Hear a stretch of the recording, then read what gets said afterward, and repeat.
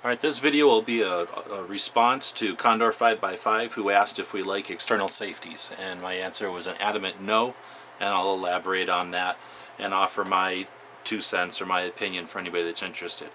First off, we've got 5 pistols on the table here with a couple of different types of safeties, or at least safety options, and then a couple of different actions. To begin with, we've got the old 1911 granddaddy of everything, which is a single action.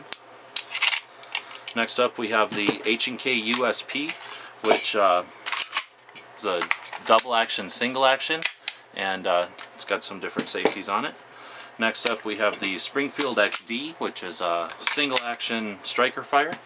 And then we've got the M&P 45, which is, well, I think they call it a double action striker fire, but I think it's more of a single action striker fire, but these 3 are all striker fires.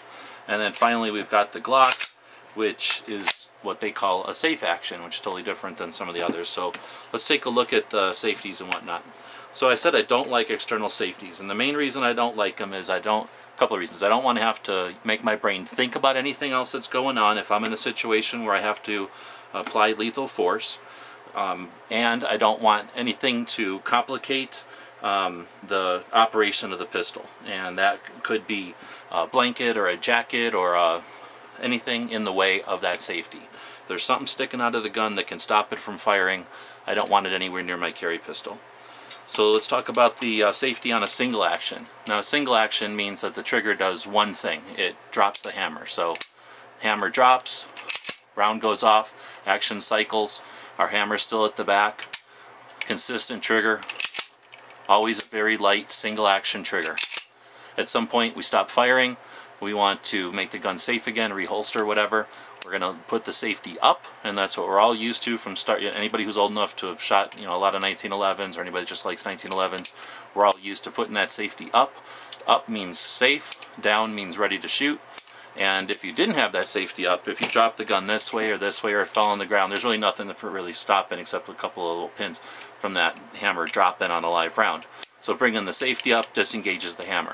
Now there's also a grip safety on a single action, and again that's more of a feature of the gun being issued to well, let's just say less than well-trained individuals, so they wanted to basically stop people from shooting each other when they're clearing it or emptying it or doing whatever they're going to do. So this was more of a thing to keep people safe in spite of themselves than a necessary part. However, kind of necessary on an old single action. For those reasons, I would never carry a single action. And then we have my least favorite of all types, which is the double action, single action. Now I'll admit, this was one of my favorite guns until the striker fires became more prevalent.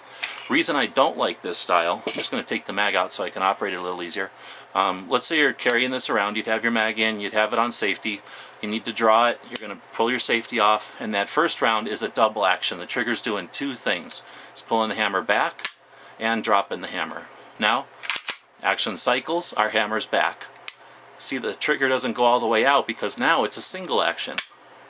I hate this for a lot of reasons, mainly because, again, I don't want my brain to be thinking about anything else except the situation, not how my gun works.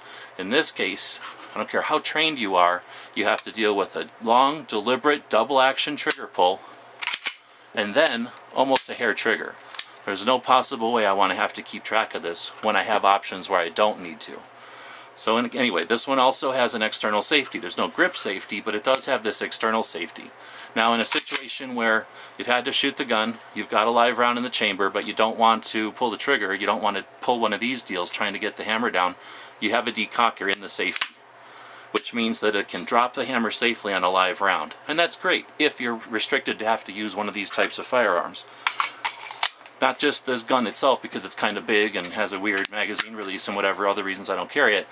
Because of the double action, single action, and because of the external safety that can easily be engaged when you don't expect it to. Again, we don't always sit, like this when we're having a lethal force institute. Sometimes you're pulling it out of your holster when you're on the ground or in your vehicle, and it's just too easy for that thing to go up and effectively disable your firearm. And do some research and see how many people, were found dead with their guns unsafe, and they were probably doing this. Because their mind is thinking pull the trigger, and it's not thinking how do I do something to make that gun work. Other problem with this style is, let's say you get a dud round, you know, it happens even with center fire. Boom, the gun, the hammer drops, but nothing happens. The gun does not cycle because there was a dud. You're going to sit there all day pulling the trigger. Unless you have the clarity of mind to clear that malfunction and get back into the action. Again, too much to deal with, too many complications in this operating system, the external safety being one of them.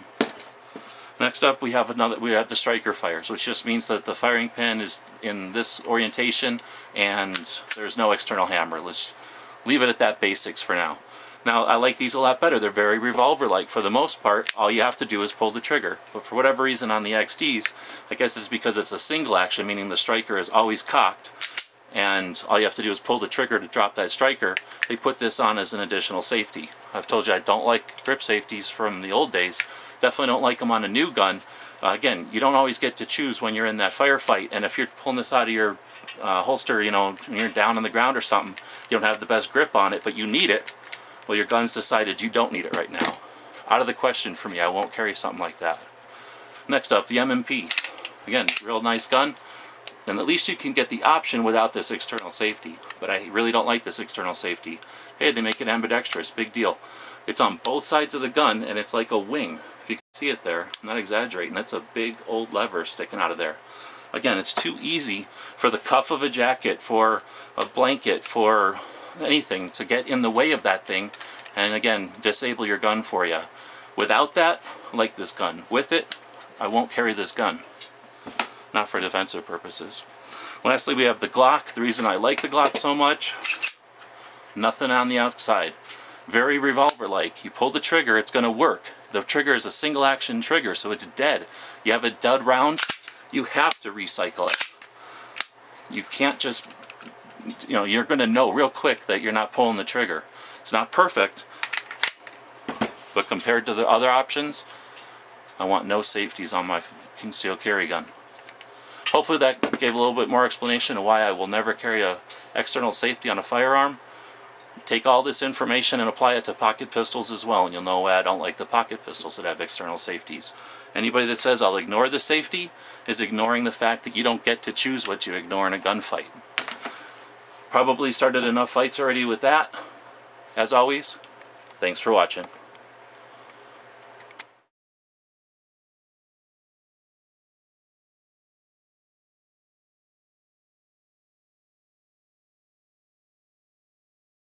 The guys and gals of GunWebsites.com encourage you to take a CCW class every year, practice at least once a month, and carry every day. Thanks for watching GunWebsites.com.